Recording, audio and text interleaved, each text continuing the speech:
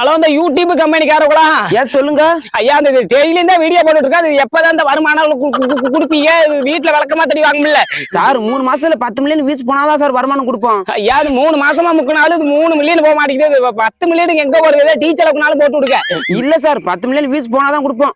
ஐயா சாமி கோச்சுக்காதீங்க. இது இஎம்ஐ வேற கட்டணும். கை மாத்தா ஒரு 20,000 ரூபாய் மாத்தி விட்டீங்கன்னா பொண்டாடி பிள்ளையோட நல்லா இருப்பீங்க சாமி.